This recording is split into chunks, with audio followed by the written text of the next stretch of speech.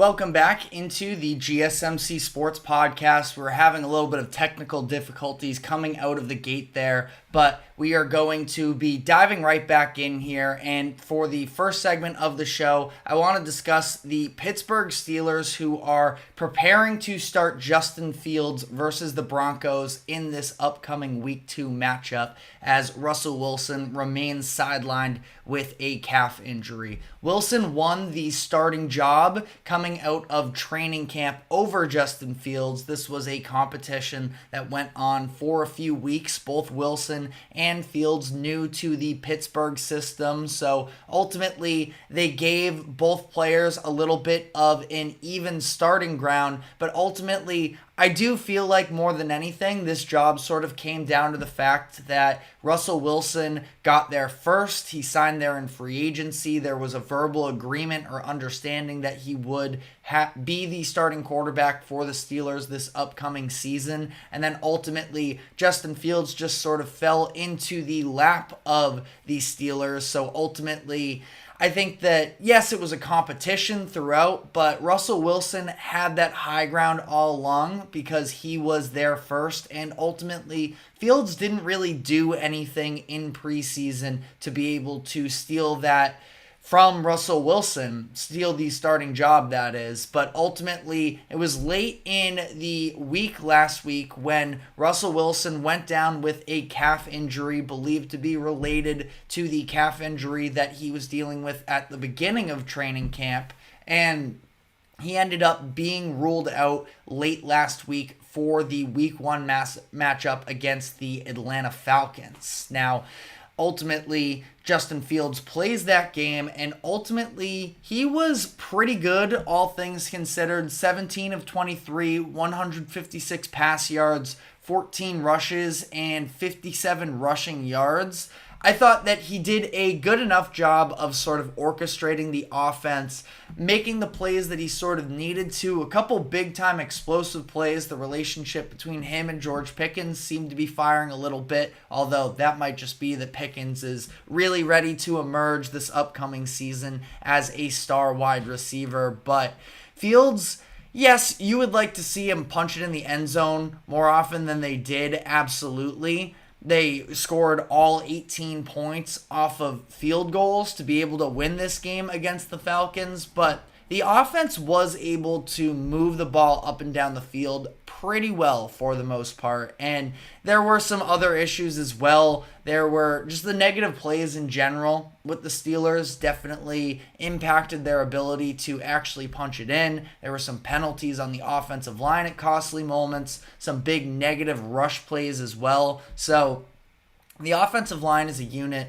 that I talked about before. I do think that they need to sort of take the next step to be able to get the Steelers to be more of a competitive team moving forward this season, that their O-line, along with what is a little bit of questionable quarterback play, could come back to hurt them. But, of course, that defense is phenomenal. Mike Tomlin is a great coach, so they end up winning this game even despite having some troubles with the actually putting points on the board for them. Did score one touchdown, actually, so my mistakes there. But, ultimately speaking, was a good, not great game from Justin Fields. And now the Steelers are going to be headed to Denver to face the Broncos, Russell Wilson's former team, who just released Wilson this past offseason. Of course, you know the story. It was tumultuous. It was messy. It was very expensive for the Denver Broncos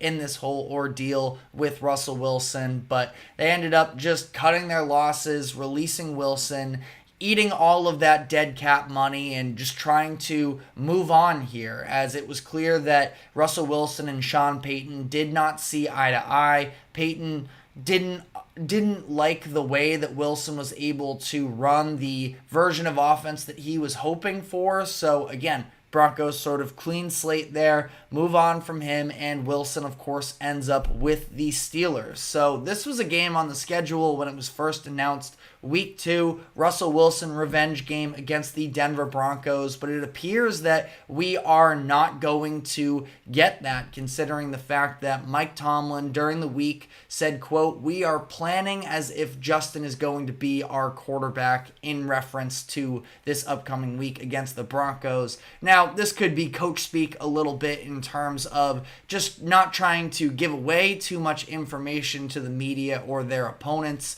And either way, if Russell Wilson is injured, the Steelers just have to sort of move on life as usual. They can't be holding out too much hope for this possibility of, oh, well, what if Russell Wilson does play? They're going to play the game either way, and they are preparing as if he's not going to be there. And I don't know if it's really all that much of an upgrade if he does end up being available for them versus what they could get from Justin Fields. But at least considering the fact that he won the starting job, in theory, it would be, if he does come back, great, they're better off for it. But again, I think it's a lot more contentious, the idea of Justin Fields versus Russell Wilson, who is actually better. Let me know what your thoughts are in the comment section. But it sort of leads me to this idea of, well, Justin Fields just did pretty good against Atlanta. Not great, not good enough to steal the starting job, but they end up winning the game. And winning games is obviously the goal of every NFL team, but the Steelers especially are trying to really bounce back after what has been a tough stretch without any playoff wins. Last year, they ended up going to Mason Rudolph down the stretch of the year just because they were winning games with him versus when they were winning with Kenny Pickett. Now, it's not a totally equivalent It isn't a totally equivalent situation here in Pittsburgh because we haven't even seen what Russell Wilson looks like in a Steelers jersey quite yet in a regular season game. So we don't know what the win-loss sort of success looks like just yet with Wilson. But is it possible that Justin Fields could end up winning this starting job for the long term if he has a big performance against the Denver Broncos? Because, again, you win the game last week against Atlanta, which is definitely nice, but at the same time, it's not like the offense was lighting the world on fire. This was more so about the success of the defense. And again, Fields just playing well enough to be able to help coast the Pittsburgh Steelers to a win here, and ultimately he didn't make any of the big mistakes, which was a big criticism of Fields when he was in Chicago, that the turnovers, especially with him, were brutal, and some very untimely turnovers at that as well. And that's sort of where Russell Wilson is, at least in theory, a little bit more of an upgrade over Justin Fields, is that Wilson is a little bit more conservative, is more seasoned, and he would ultimately, be able to just not lose them the game and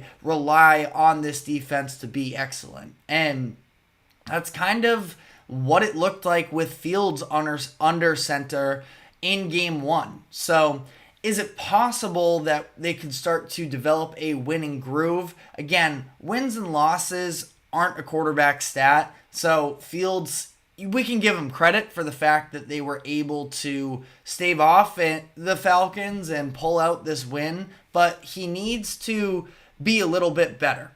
And as we have a comment here from Pooh Bear saying, "I want whatever QB gets Pat Freiermuth the ball in the end zone," which is an excellent point because it really is about just sort of maximizing those opportunities. Again, the red zone offense, not good enough for the Steelers this past week, but I also don't know how much that's on Justin Fields. Like I mentioned, the offensive line, some untimely penalties there, some negative rushes hurt them as well. The Steelers are just hoping to be able to actually put the ball in the end zone, and not even just that, because the defense should be good enough that it's really just about whoever's at quarterback for the Steelers not lose them games with bad decisions and just be able to do enough to be able to capitalize on the good defensive play. So ultimately, if Fields goes out and plays a similar game to what he had against Atlanta, I don't think that it's going to be enough to move on here. But the Broncos defense, ultimately, maybe it was more so about the incompetence of the Seahawks. The Broncos defense, I don't think is great. It's fine, but it's definitely not elite by any means. They did make the Seahawks offense on the other end this past weekend look pretty bad themselves, especially with that defensive front was causing havoc for the O-line all game. So a good sign there if you're a Denver fan. But what is that going to mean for the Steelers this upcoming season? I don't think that the Broncos defense should be this big time measuring stick in terms of whether or not, if Justin Fields has success against the Broncos, it's not like it's success against the 49ers or any one of those other top defenses in the NFL. But at this point, the Steelers are just looking for stability from that quarterback position, which they really haven't had, at least from when Ben Roethlisberger retired. But I think it extends a little bit prior to that as well, because Roethlisberger at the end of those years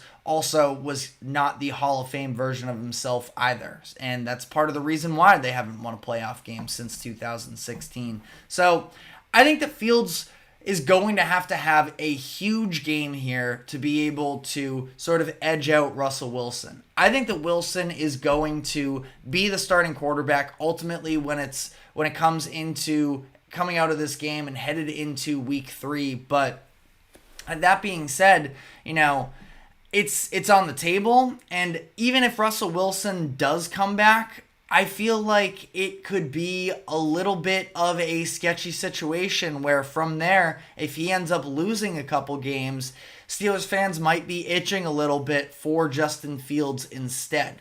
And if all of this were to happen and Russell Wilson ends up going to the bench, it is a little bit of an interesting situation. In a production meeting earlier, our boss here at the GSMC Sports Network, Tate, he mentioned the idea of, well, if Fields does end up winning this starting job, could Russell Wilson be on the move once again? Because there are a couple other teams that could definitely, be in need for a quarterback. We saw a lot of bad quarterback play across the board in week 1. He mentioned the idea of, could the Giants maybe make a move for Russell Wilson? I feel like the Giants would only be prolonging the inevitable a little bit. That being said, Brian Daboll might be getting desperate to some degree and maybe wanting to provide a spark there. I don't know how much of a spark Russell Wilson is, but a possibility. I sort of more so look at a team like the Raiders, who really don't have any great options between Gardner Minshew and Aiden O'Connell. Think about the idea of Antonio Pierce. The difference is the Raiders are a team that feel like they should be building something here, that they have a chance to be more competitive than a lot of people give them credit for. And while I'm rooting for Antonio Pierce to do so because he seems like an awesome motivator and it seems like he won over the locker room there in Vegas, he's probably got a little bit of a shorter leash, just understanding that he is coming from an interim coach role last season. And I feel like if there were any team that were sort of going to try and force themselves into contention a little bit more, despite where they will likely be heading in the standings, maybe they're in that mix. Maybe if things don't work out with Sam Darnold, if he were to get hurt, or if there were to be any injuries across the board here in the NFL, that Russell Wilson could end up being a middle-level starter. Ryan Tannehill is also available and free agent for a little bit of a veteran quarterback presence, but I'm not sure how much that moves a lot of NFL teams, to be fair. I don't know how much Russell Wilson also moves a lot of NFL teams. So I think that everything is sort of on the table here. The Steelers still have a lot of questions to answer moving forwards here, because neither one of these quarterbacks have really come out and definitively won this quarterback race in particular. and it's only going to get more tricky to sort of balance this weird dichotomy between the two of them the further we get into the regular season, where all of these teams are supposed to be finding their answers, and the Steelers, it might take them a bit, because I would be shocked if Russell Wilson never starts a game for the Steelers. I think he's going to get an opportunity at some point, but again, how long will that leash be for Wilson if things get out to a rocky start? But let me know what your thoughts are in the comments section. A little bit of a weird situation there in Pittsburgh, but we are now going to be moving on here, and when we come back on the other side, we are going to spend the next couple segments handing out grades to each of the first-round rookies that were taken based off of their Week 1 play. So we will be back with that, but first we're going to be taking a quick break. Do not go anywhere. We will be right back. I feel like I'm losing my mind. Is everybody in the world blind? Please, Lord, give me a sign, a sign. I feel like I'm losing my mind. Is everybody in the world blind? Please, Lord, give me a sign, a sign. I wanna be the greatest. Everybody on the fake shit. I look around and feel like everybody is the fakest. I make this every day and I'm impatient, hoping one day I blow up from the basement. Statement, the top is so vacant. I don't hear shit that I think is amazing. Waiting for my day when I'm playing sold out shows for 1,000 faces. Hey, give me that crown, get in my way and to be put down. It ain't your place, all this my town. If I want that shit, then I'll get it right now. I'm losing it, the news it fits. I'm losing shit, a stupid myth. You choose to live, I choose to dip. You choose to fight, or lose your grip and lose a gift. Oh, I feel like I'm losing my mind. Is everybody in the world blind? Please, Lord, give me a sign, a sign. I feel like I'm losing my mind. Is everybody in the world blind?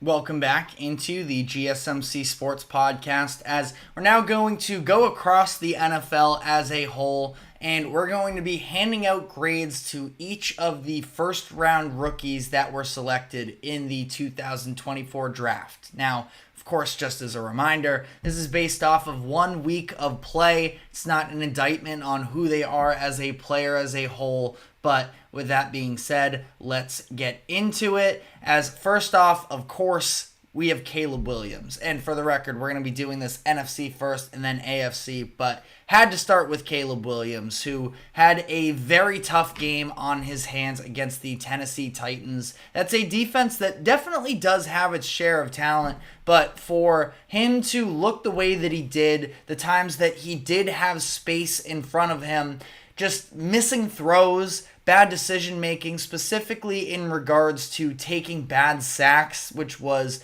a bad habit of his during college, that he has a lot of areas to improve coming out of this game. We just talked at length about it yesterday, about how I am confident he's going to be able to respond to this and work from there, but, you know, it really only goes up from here, because 14 of 29, just 93 passing yards, nowhere near sort of the expectations for Caleb heading into the season, and I am confident that he's going to be able to get better from here.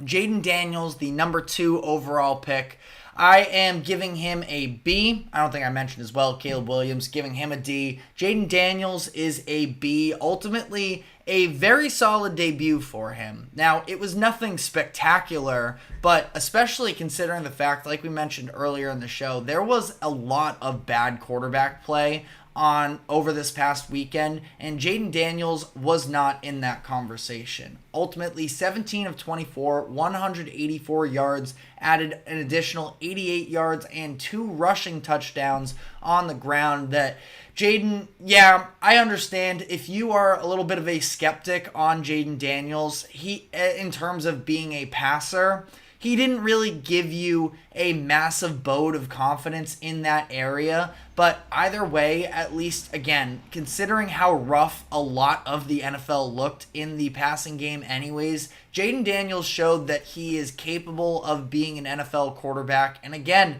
his legs are a weapon.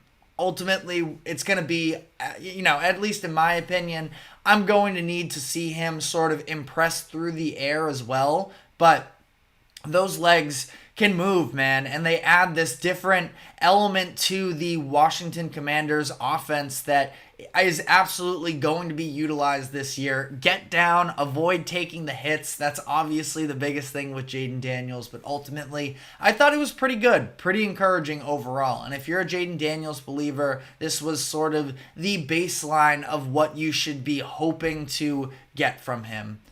We're now 4th overall pick, Marvin Harrison Jr. Basically radio silence from him in this game where it was very much disappointing. Ultimately, he ended up catching just one pass, and it was disappointing for a lot of people, I'm sure for himself, and especially for anybody like myself that also has him in fantasy football. But I really don't blame him for this situation. The first half was very run heavy from the Arizona Cardinals anyways. They were having success on the ground, so ultimately that was kind of just their game plan. And then I didn't love the way that ultimately things were drawn up for him. It was a lot of him just running deep, and Kyler Murray wasn't looking for that. Clearly, he wasn't looking for that when Marvin Harrison broke free and had nothing but space in front of him on that final drive where could have been the go-ahead touchdown there. But I'm not worried about him as a player. Now, some of the comments as well that Kyler made afterwards, and I want to root for Kyler, but sometimes just the things that he says to the media, talking about how it's not his job to get the ball to MHJ. I mean, who else's job is it really? But that's a whole different note there. But ultimately, I think Marvin Harrison Jr. is going to be just fine. This was obviously a very quiet performance, though. I'm giving him a C-. Next up, Malik Nabers, the other, top drafted wide receiver in this class. He had a lot more opportunities, and he absolutely took advantage of them in this game. And Nabers is somebody that, for years now, the Giants have been looking for a true number one wide receiver, and it seems like maybe Nabers can develop into that. 7 targets, 5 catches, 66 yards. This is a Giants offense that is maybe a little bit dysfunctional, but Nabers, I think he's an excellent route runner. You see the athleticism and the burning speed when he gets into space. I think he's going to be excellent for the Giants moving forward. I have him with a B from week 1. Rome Odunze, he did play in this game. Not going to spend much time on this. Ends up getting hurt with an MCL sprain. The Bears offense as a whole was obviously very stagnant, but Odunze now expected to miss maybe weeks here. He is listed as week to week as things currently stand. I'm not giving him a grade for this based off of the fact that he did get injured, but I at least wanted to acknowledge that he did play in the game. Talais Fuaga was incredible. Maybe the best rookie that I watched personally this past weekend. Now, an offensive tackle, definitely not going to get the clicks or pop off the screen, but he was excellent in this game. No pressures allowed at all through the pass game. Now, you're playing the Carolina Panthers defense, so you do have to take that into consideration. But Fuaga was flawless in this game, and he is somebody that I'm definitely going to be keeping an eye on moving forward. I have him with an A. Byron Murphy, second. I thought that he was good overall. He didn't have a huge impact on the game. I was a lot more negative on him maybe coming into the season, but ultimately he had a couple tackles, had a couple pressures. He could definitely be in the C+ category. I do have him as a C, but that's sort of a loose C. Maybe I should have leaned on the more optimistic side, but if you disagree on this one, let me know in the comments section. Dallas Turner, I have with a B, had a few tackles, did record his first career sack in this game for the Vikings. I think that Turner is going to be somebody that will have a very impactful NFL career. The issue is, at this point, the Vikings do have a lot of other edge rushers that they just brought in this offseason in Jonathan Grenard and Andrew Van Ginkel. So we did see limited reps for Dallas Turner, just over 50% of the defensive snaps as a whole, something that we did anticipate a little bit, but ultimately, he showed that athleticism, the sack coming on a loop where he was able to come around his defensive tackle and just jumped on the back of Daniel Jones. Ultimately, thought it was a nice debut for Dallas Turner. Nothing extraordinary, but very good. I'm giving him a B. Jared Verse of the Los Angeles Rams, another edge rusher. I think some of the pro football focus stuff is maybe a little bit higher on him than I was. Verse is a nice edge rusher and will definitely have an impact on the pass rush game. But that being said, and I want to give him credit because he had a couple of quarterback hurries. He ended up getting home for a sack on the final play of the first half. I thought it was a good first half as a whole. The second half was a lot quieter from him, and really my biggest issue with him ultimately was just how he looked in the run game. I didn't think it was very comfortable. There were a number of different instances where playing on that contain edge spot, he sort of gambled inside too often. It seems like he likes using that inside leverage, but it sort of got him caught a couple times. Now, I do wonder if maybe that is partially a schematic thing for the Rams because, again, Verse, whenever he could, he was going to the inside, which isn't necessarily a bad thing, but there were a couple times where he ended up getting washed down and the Lions just ended up running right outside him on multiple occasions, including the first play of overtime as well, where he bit really hard on a fake inside. Ultimately, Jameson Williams came around outside and picked up 10 yards, basically where Verse was supposed to be. So I think he has a little bit of a work in progress maybe in that context, but ultimately a pretty good game from him. I have him with a C+. Quinyon Mitchell, cornerback for the Philadelphia Eagles. This is one I had a hard time bouncing between a C and a C+.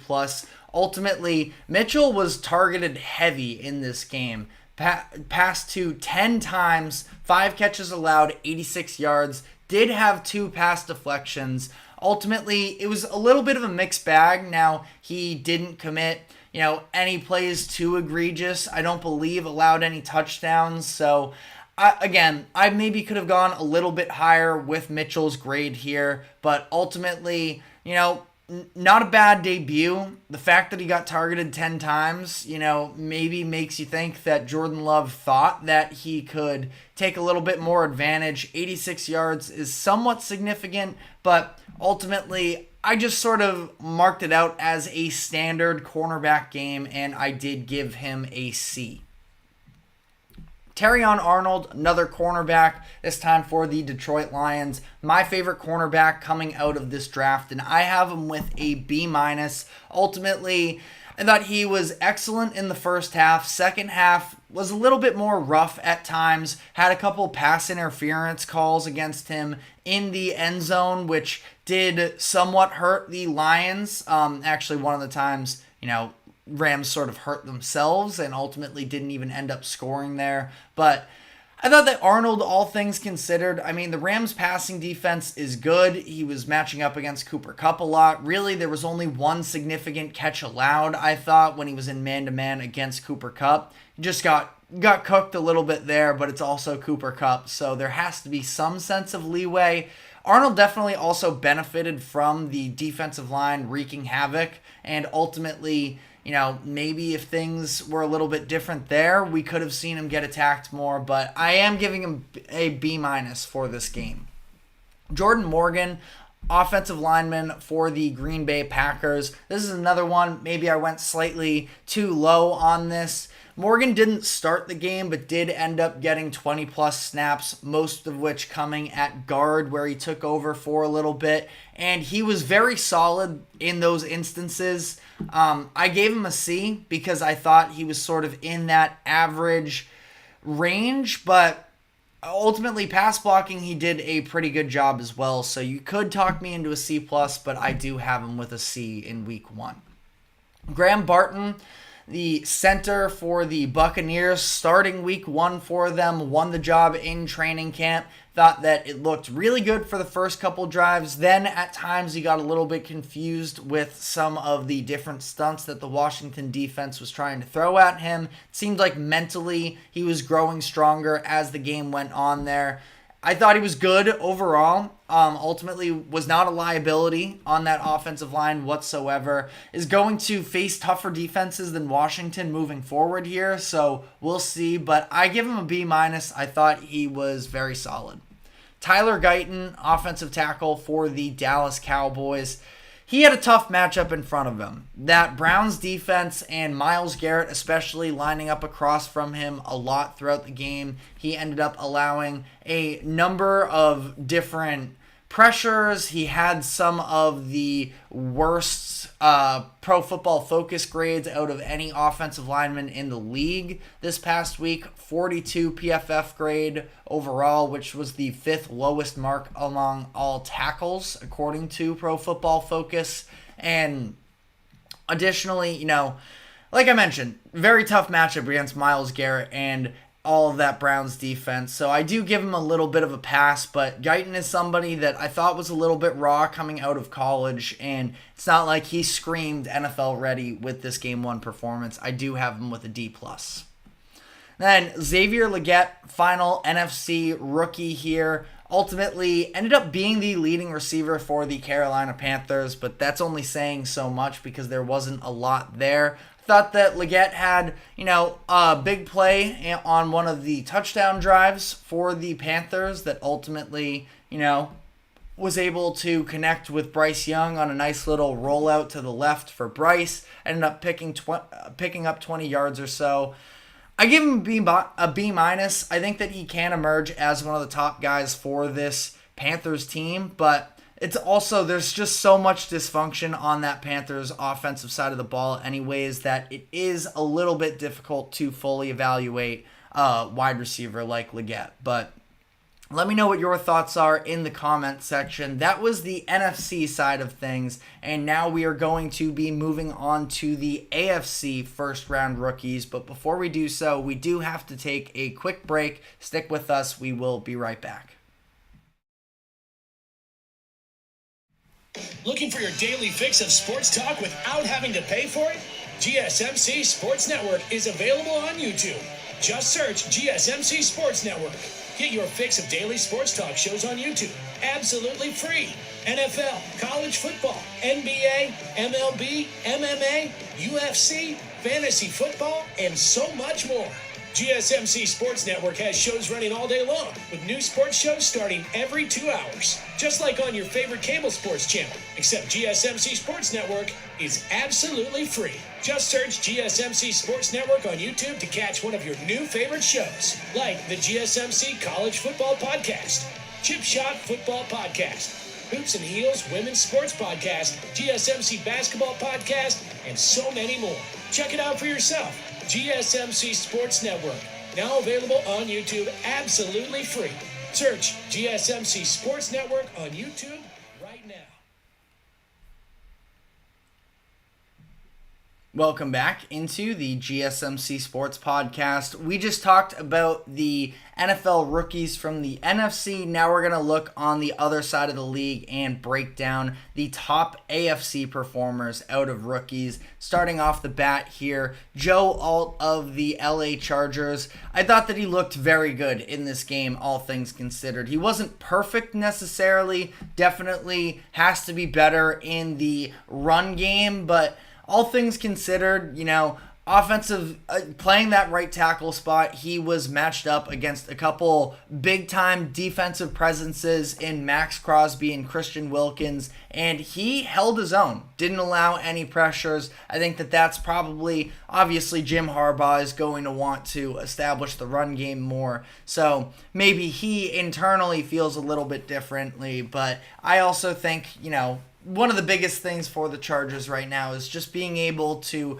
let Justin Herbert shine, give him as much time as possible in his dropbacks, and Joe Alt definitely did that in this game, so I am giving him a B+, because again, tough defense that he faced in Las Vegas this past week. J.C. Latham, another offensive tackle, faced the Chicago Bears this past week, and Latham is maybe a little bit of a project player for Tennessee. You can see the athleticism, the strength with him, and he was able to move guys around on the line of scrimmage. The issue is, in the passing game, he was a lot weaker in this game, where ultimately he allowed 5 pressures and a sack throughout this game against Chicago. It's not like Will Levis was ever really comfortable, and Latham playing that left tackle position, obviously a little bit of a heightened importance of being a bigger part of that passing game. So definitely not all bad for him, but a lot of room to grow as well. Ultimately, I'm giving him a C+ for his performance against Chicago. Bo Nix, who was, a little bit of a darling based off of how he played in preseason. He got a little bit of a wake-up call for this past week against the Seahawks. Ultimately, he just never looked comfortable in this game. Threw a couple interceptions, one of which in the red zone. You can't take points off of the board like that if you are Bo Nix. And I think that, he has a lot of room to grow, of course. And Sean Payton should be able to coach him up, that he seems entirely confident in Nix to be able to sort of fulfill his vision. We will see about that. Ultimately, I think that Nix, he is supposed to be one of the more NFL-ready quarterbacks based off of the amount of game reps he got throughout college. One of the longest tenured college quarterbacks in the history of the sport. That it was maybe a little bit disappointing seeing him play the way that he did against Seattle. I have him with a C-. You could definitely make a case that it was worse than that, but ultimately, it's also against a good Seattle defense and against Mike McDonald, his new core, a lot of young pieces there, a good secondary. So I'm giving him maybe a little bit of the benefit of the doubt, and I'm going with a C-. Brock Bowers was pretty great in this game for the Raiders. It's not like he was asked to do a ton necessarily, but just the receiving threat that he is very prominent. Ultimately, had a handful of catches. I'm going to pull up the stats exactly here because I don't have them offhand, but I thought that Bowers did a really good job. He's going to split a lot of the volume of his targets, considering the fact that he's playing with Devontae Adams. He's also, from a tight end perspective alone, also splitting snaps with Michael Mayer, but I do think that this Raiders offense can provide a lot of different looks. Bowers is going to be very versatile on this group. 6 catches, 58 yards on 8 targets. I think that we're only going to continue to see him get better. A- is maybe a little bit high for him, but it might be a little bit of personal bias from myself as well because I am definitely a fan of his. Latu, defensive end for the Indianapolis Colts. It was a pretty disappointing debut for him, and I am somebody who is definitely a believer in Latu in the long run, but didn't get a ton of snaps to start either. He ended up, being a little bit more limited in his opportunities. It was very clear that they're using him, at least out of the gates, as more of a situational pass rusher than a true every down guy, which, it's a good Colts defense, so it's not like he is being buried on a bad defense, but would definitely like to see more from him. Just played 39% of the snaps for Indianapolis in week 1 and didn't record any stats in the box score. I thought there were a number of instances where he was able to get some drive on some pass rushes, but the biggest thing for him, I think, moving forward is going to be creating separation at the point of attack. That, you can move a player on, you can move an offensive tackle on a pass rush, but ultimately their goal is just to keep you in front of them. And that's where Latu, he seemed to struggle actually breaking away.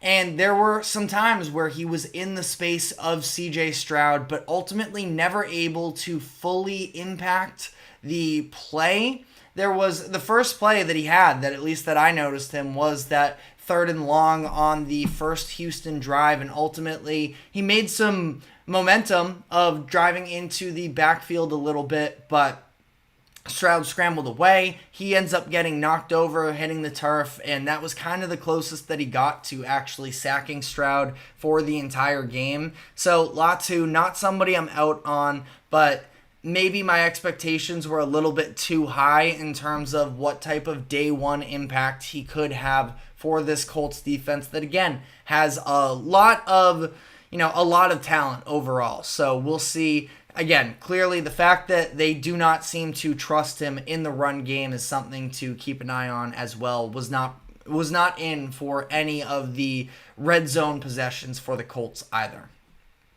Chop Robinson of the Miami Dolphins. This is somebody that was also seen as a little bit more of a raw prospect coming into the NFL. You see the athleticism, and he, even showed moments of that quick twitch that does make him such a promising player, but ultimately didn't end up getting in the stat sheet, did commit an offsides penalty as well. Now, very limited snaps as a whole for him, only 16 snaps on defense, so not a great gauge of ultimately who he's going to be as a player. And again, I think it's going to take him a little bit longer to fully develop anyways, but there will be an opening for him considering the fact that the Dolphins did lose a few starters from last year's defense, and hopefully, because again, Chop Robinson could be a lot of fun to watch play football if he does hit that ceiling that so many people are hoping from him.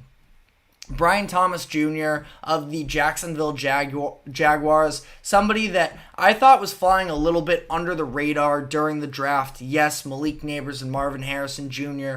were, more blue chip prospects than Brian Thomas Jr., but I see wide receiver 1 potential with him, and he already made, his fair share of an impact on week 1, ended up scoring a touchdown at the back of the end zone on a beautiful throw from Trevor Lawrence. So I think that he can definitely continue to carve out a bigger role for himself moving forward. And, just 4 catches in this game, but someone that, again, I am, admitting maybe I'm a little bit biased because I am a fan of his, but I think that he is going to be able to, again, sort of emerge even more so in this Jaguars offense. I have him with a B+ in this game. Xavier Worthy, giving a B+ to him as well. It was really it was more plays than I suppose Brian Thomas in terms of the explosiveness and the real impact being felt. Worthy only really had the 3 touches, but he made the most of them, scoring 2 touchdowns and, 2 of them being these explosive plays on the reverse end around and just streaking wide open down on that broken coverage down the right sideline to catch a touchdown as well. So he's somebody that I think is going to be, his impact will be a little bit hit or miss in terms of how he is able to produce for them. Or I should really more so say production could be hit or miss than the impact, because I do think that opposing teams are going to start preparing for Xavier Worthy. The more and more his film is put out there while he's in Kansas City, Andy Reid and Patrick Mahomes are going to have a blast utilizing him. And ultimately, again, he might not get tons of looks necessarily on a game-to-game basis, but he is going to scare opposing defenses of, not being able, like they were last year, to play so far up their secondary where, there really wasn't much of a threat of an explosive offensive performance from the Chiefs last year. This year, I think it's going to be different in large part due to Worthy. Nate Wiggins, cornerback for the Baltimore Ravens, ultimately didn't get a huge snap share in this game, and that's why it's kind of hard to ultimately evaluate what he was able to give the Ravens in this one. But, he was overall pretty solid, somebody that could definitely take on a bigger role for this Ravens defense as time moves on here. He played in just 17 snaps for the Ravens during their Thursday night football game last week. But he looked solid when he was in, at least. So I'm giving him a B-, and I think that there is a lot of room to grow for him as a player and just his overall role in this Ravens offense. And then the last one of the... Oh, and that's actually it. So, let me know what your thoughts are in the comment section on these first-round rookies and who you were most impressed by. And additionally, go outside of just the first-round range as well. If there was anybody else that really stood out to you. But we are now going to be taking our next break here, and when we come back on the other side, I'm going to be giving my tier list for the NFL, all 32 NFL teams headed into week 2. So stick with us. We will be right back after this quick break.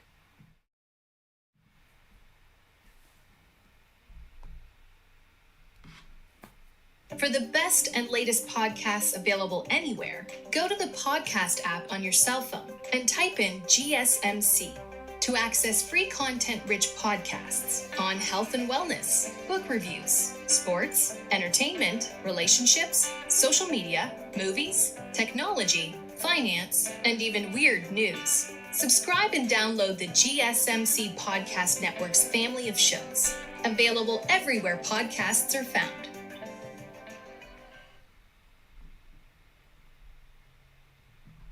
Welcome back into the GSMC Sports Podcast, as I want to dive into my tier list for this upcoming, for the NFL headed into week 2. Haven't done this quite yet, so the way that and the tier names will probably change week to week, but we have still some pieces away, young and talented with established coaches, playoff upsides, dark horse candidates, Super Bowl hopefuls, and picking up where they left off. So we're going to start from the bottom moving up here. Still some pieces away. The Titans, the Giants, the Panthers, the Commanders, the Patriots, and the Raiders. Now, there are a couple teams that could have an argument for being a little bit higher up in this exercise. I think that the Commanders are a team that there's still a lot of unknown there, considering the fact that we don't fully know what Jayden Daniels is going to be just yet. Dan Quinn, I'm not super high on, but there's still a lot of unknown as well of him as a head coach. That Commanders defense did not look good, though, and they ended up getting steamrolled by the Buccaneers, where, yes, you want to give the Buccaneers credit. Baker Mayfield looked incredible. He was probably the best quarterback in week 1. There's a lot of room to, there's a lot of praise to give around here to the Buccaneers. That being said, I just don't think the Commanders are that good. I never really saw the hope for them this upcoming season. I think that they're still a work in progress, that they need a lot of upgrades on that defensive side of the ball. They're without a really reliable wide receiver 2 at this moment behind Terry McLaurin. So I have the Commanders still a few pieces away. I also do for the Raiders as well, where the Raiders do have a lot of talent. We talked about that defense earlier in the show. Christian Wilkins, Max Crosby, obviously, 2 of the best defensive linemen / edge rushers in the NFL, and the 2 of them being on a line together is just downright scary. But I have no hope whatsoever at that quarterback position for them. Gardner Minshew's fine, but he is not anywhere near the top 50% of quarterbacks in the NFL. It's a very uninspiring quarterback room there, in my opinion. We saw him struggle this past week. I don't really anticipate things getting any better for them.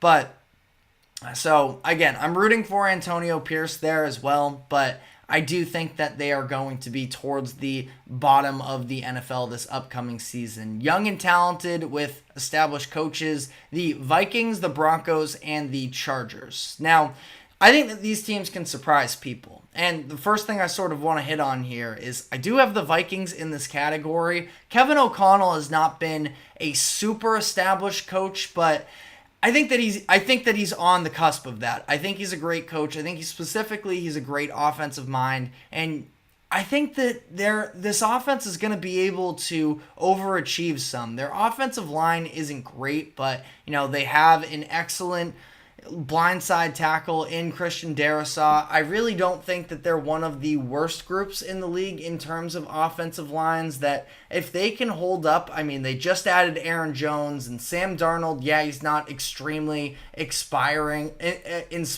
I should say, but he's somebody that if he can just make the plays, he just went on the road and played pretty well, all things considered. I know it was against the Giants, but I think that any one of these three teams could sort of take a step forward earlier than we were anticipating.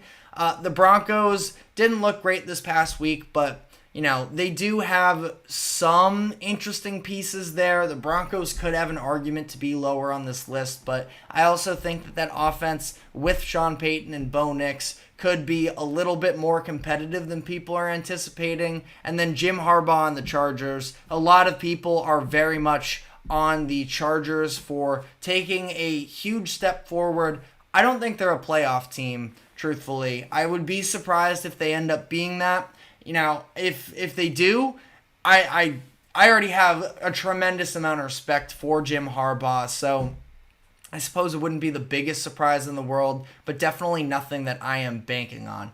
But the playoff upside teams that I have are the Saints, Steelers, Cardinals, Browns, Falcons, Buccaneers, Colts, and Seahawks. A lot of that NFC South. I don't think that anybody is great, and somebody has to come out of the division. Now, obviously, everybody is way down on the Falcons based off of that Week 1 performance, and I understand why. That being said, it was Kirk Cousins playing football for the first time since in just about a year. It was late October last year that he went down, so ultimately he's going to look better than he did in this past game. He was under pressure the entire game. That offensive line is not as bad as they played in this game. I thought they moved people well in the running game. That's a tough Steelers defense more than anything. So I do have 3 of the 4 NFC South teams in this tier here. Like I already talked about the Buccaneers a little bit. Great, excellent performance. I'm going to need to see them do it. I'm going to need to see them do it against other teams other than the Washington Commanders before I'm really betting on them to have a chance of making a deep postseason run. But outside of that, with this tier, the Browns are here. I know another team that a lot of people are throwing into the fire after this week, and I understand why, but couple key injuries on the offensive line facing a very talented defense in Dallas. I think that the Browns can respond to this game. Deshaun Watson, would I be putting faith into him? No, not necessarily, but again, I just sort of look at it. They made the playoffs last year with Joe Flacco. I think that if you get league average play, that's a very good defense, and they should be able to take a step forward.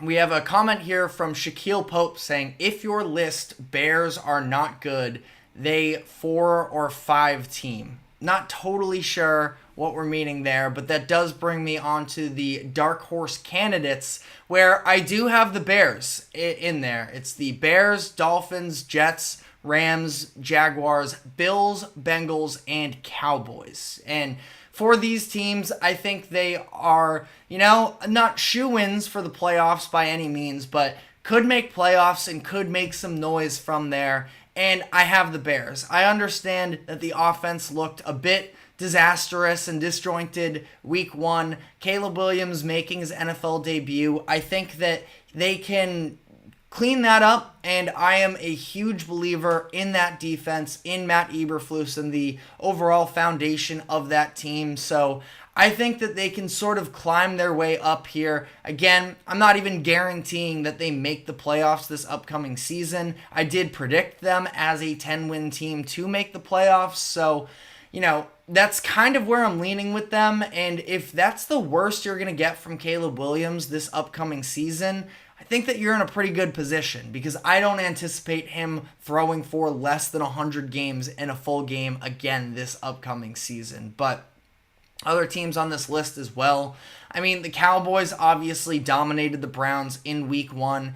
I thought that it was a little bit more of the Browns sort of imploding on themselves. Again, ton of credit to the defense of Dallas, that they are definitely some game wreckers there. But I have questions on the offensive side of the ball of, can their offensive line hold up long term? Are they going to be able to develop a run game? They did an excellent job of sort of force feeding CeeDee Lamb in this game, getting him as involved as possible. But I'm not ready to sort of put them in that Super Bowl contender category just yet. Again, a dark horse team that doesn't really feel all that dark horse because everybody talks about the Cowboys, but I think they are an outside shot of making a Super Bowl run looking in at this current moment, with the possibility of doing so because it is a pretty talented roster. Super Bowl hopefuls, I have the Ravens, Lions, Packers, Texans, and Eagles.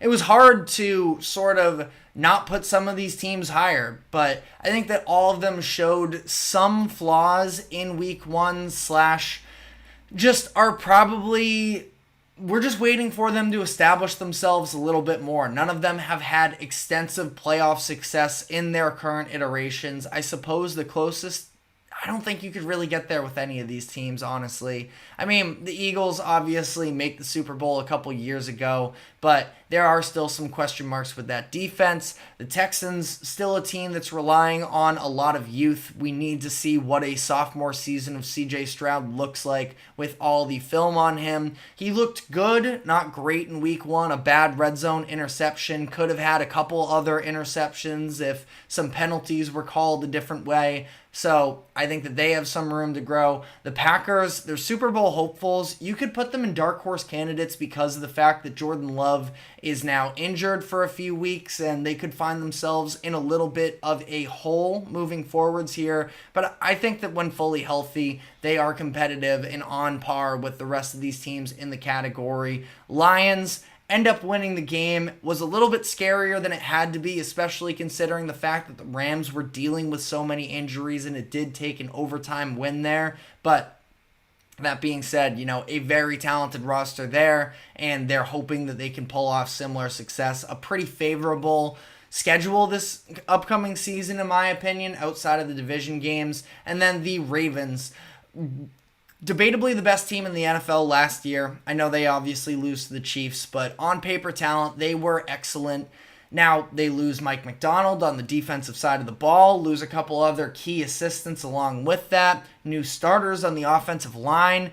So they do definitely have questions surrounding them, which brings me to the tier 1, which is picking up where they left off. And that, to me, is the San Francisco 49ers and the Kansas City Chiefs. Both of them with big wins in week 1 were able to, show that, yeah, people can doubt us because we made the Super Bowl last year, Super Bowl hangover, yada, yada, but they're still the 2 best teams in the NFL, in my opinion, and then everybody else is sort of playing from there. And I was especially impressed. I mean, the Chiefs winning a close game against the Ravens, that obviously, they looked better, I thought, than they were last season, especially with the offensive explosion that they do have there. We'll mention that, yeah, sure, Lamar Jackson ran on them a little bit. They lost Willie Gay in the offseason, who is sort of their linebacker that's a little bit more of a spy role traditionally from what they had for last season. They lose L'Jarius Sneed, but didn't even really notice it in this game. But, they're still the defending champs. The 49ers were able to dominate the Jets for the most part on Monday Night Football.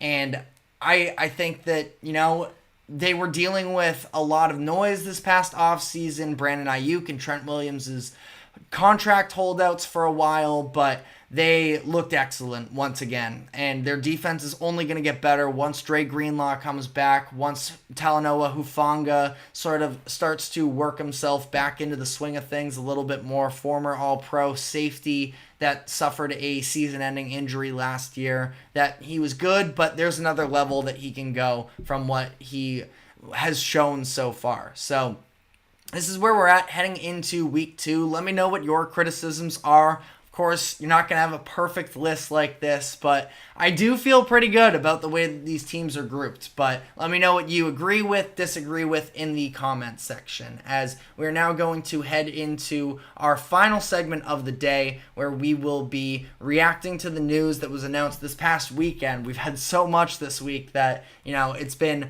hard to, keep up with everything, that the Denver Nuggets have signed point guard Jamal Murray to a max contract extension. So we will be talking about what that sort of means for the Nuggets this upcoming season. Before we do get into that, though, we'll address a quick comment here in the comment section from Cap for Life. A little fantasy football advice that also haven't really gotten a chance to do fantasy football this week, so this will be our short little segment here where he's talking about 14-team point PPR league.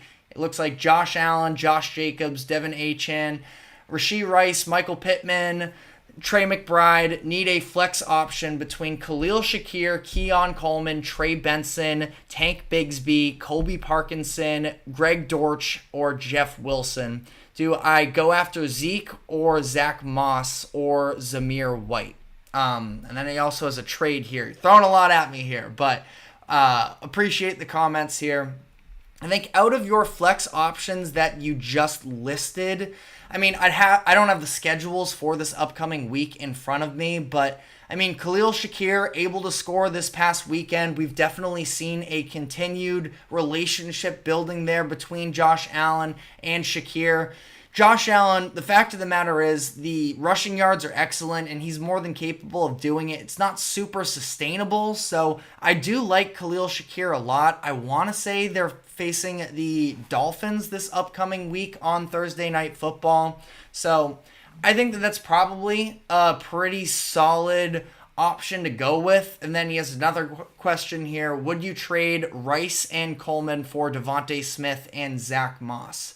That's a pretty interesting trade there. The thing is I believe in Rashee Rice's upside for this season. The Chiefs need a number one wide receiver because Travis Kelce, I do think, is going to be a little bit more reserved until the postseason. So Rashee Rice, he was excellent. He was sort of the guy in those intermediate routes that we've seen Kelce sort of feasting on for so long, that Rice was able to get himself open in those situations as well. We've seen Patrick Mahomes in the past go to those types of players as well. So I would probably hesitate on that deal. You mentioned your running backs of Josh Jacobs and Devin Achane. I suppose you could maybe use a little bit more depth at the running back position, and Zach Moss is interesting. Devontae Smith, a lot of people are super high on in terms of a fantasy outlook. I have him in one of my leagues, Devontae Smith, but it does always worry me a little bit having that second option as well. My answer would probably be no as of this exact moment, off the gates there. But I understand Devontae Smith is a very good player. I just maybe have a little bit of hesitations as well with Zach Moss as a running back one, but we'll see. I feel like that could potentially change long term. So I would say no to your trade idea, but hope that helps for whatever that's worth. But we are now going to move into our last segment here on the note of the Denver Nuggets contract extension with Jamal Murray. So we will be back with that. Do not go anywhere. We will be right back.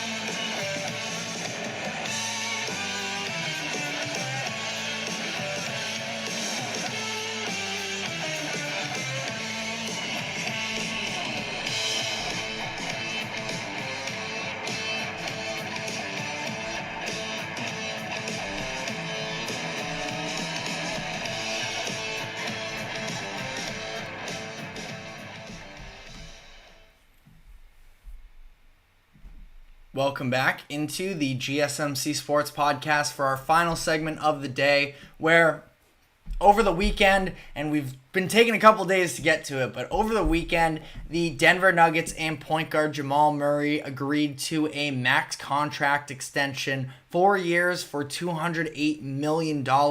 He will now be under contract through the 2028-29 season. He has $36 million guaranteed for this upcoming year, so ultimately he is going to be sitting well for these next handful of years. He did struggle in the playoffs this past season, which is maybe a slight concern, but the way that I look at it, he was dealing with that calf injury through the end of the Lakers series, and the efficiency was inconsistent for sure. He still averaged 20.6 points per game, shot 40% from the field, which ultimately isn't horrendous. You want better from that for sure, but 40 and 32% shooting splits, you could get a lot worse than that.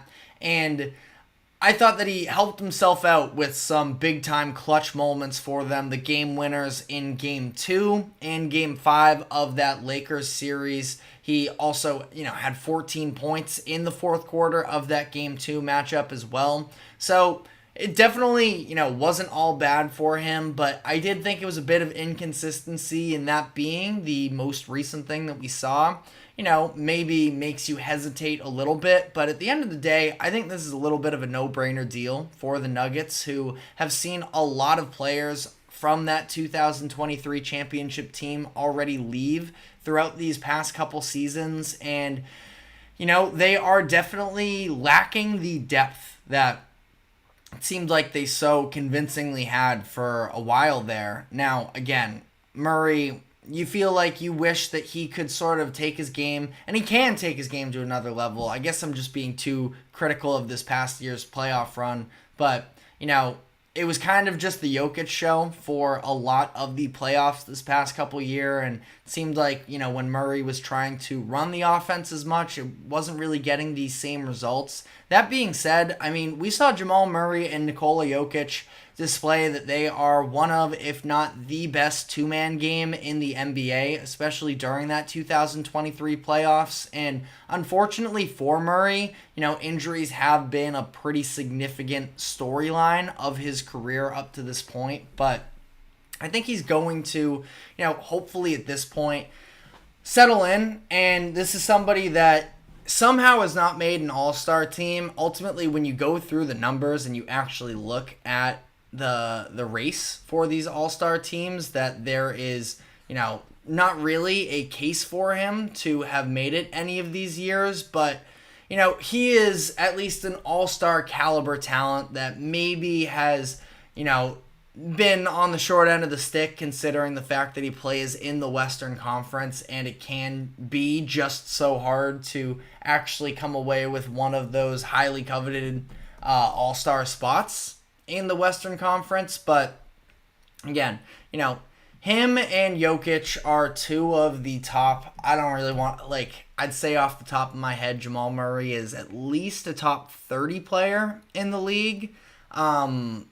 I don't know. I don't even know if I'm overestimating or underestimating there, but that's probably even a little bit higher than a top 30 player in the league. And I think that ultimately, locking him down again was sort of the only decision that the Nuggets possibly could have made here, considering the fact that they don't really have any options outside of Jokic, where we see, they've been drafting all of these young pieces the past few years to try and round out the bench a little bit more. You got your Peyton Watsons, you have Christian Brown, a couple other guys that they sort of added as well in that 2023 class, hoping that some of them are able to sort of take a step forward for them.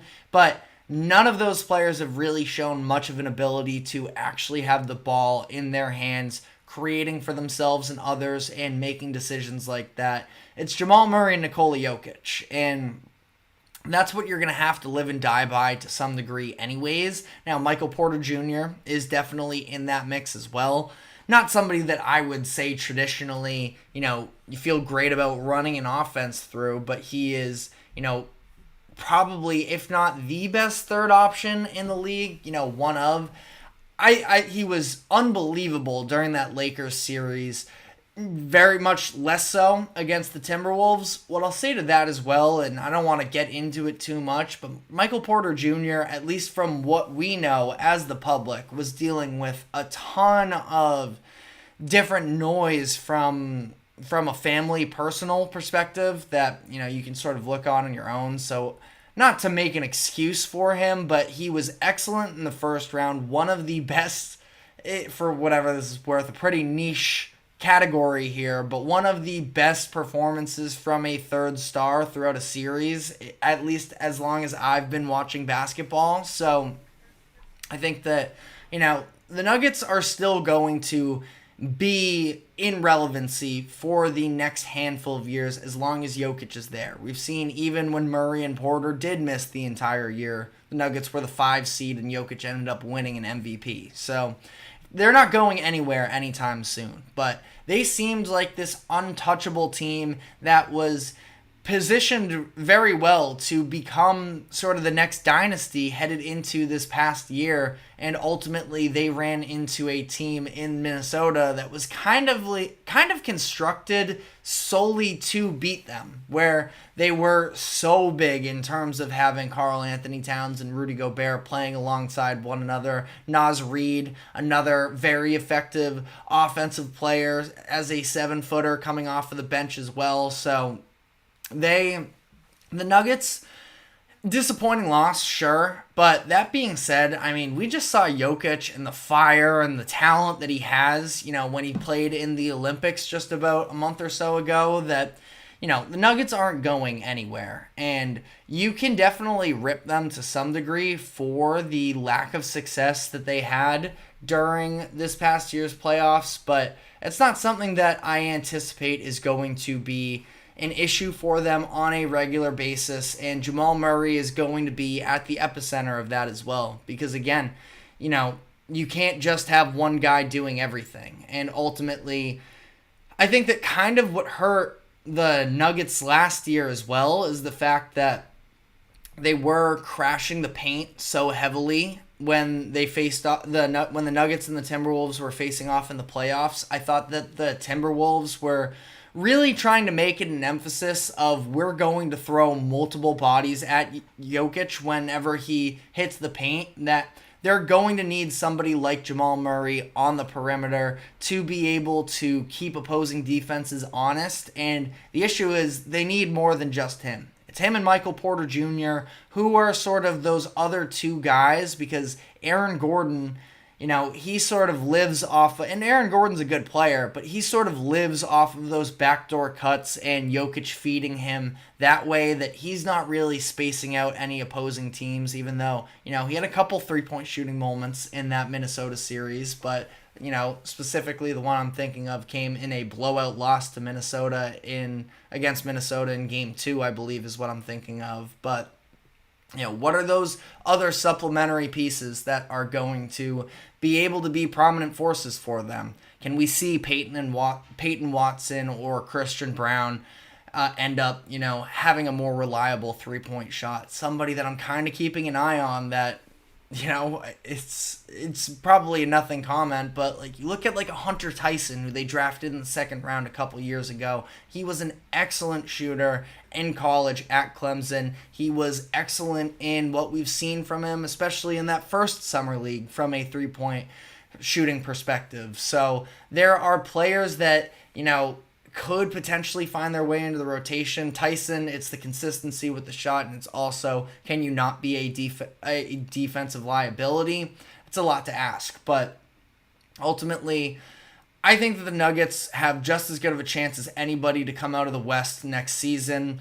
Everybody sort of wants to move on to the next hot thing, talking about the Timberwolves or the Mavericks, but the Nuggets will be right back there. And I still think that Jokic is the biggest mismatch against any team, maybe other than playing the Timberwolves, but I think they're going to be just fine. But let me know what your thoughts are in the comments section on this deal. I know it's, fall, we're we're talking all football here, but sneakily, basketball is less than a couple months away. And, it's going to be really, really interesting to see sort of who does emerge out of that Western Conference as well. But that is all the time we have for today. Thank you very much for tuning into the GSMC Sports Podcast. Thank you to the GSMC Sports Network for allowing us to host this show. Remember to like, follow, subscribe wherever you keep up with us.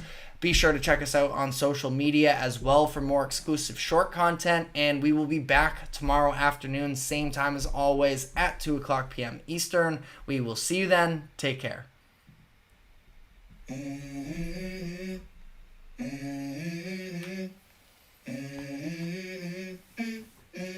Let's go.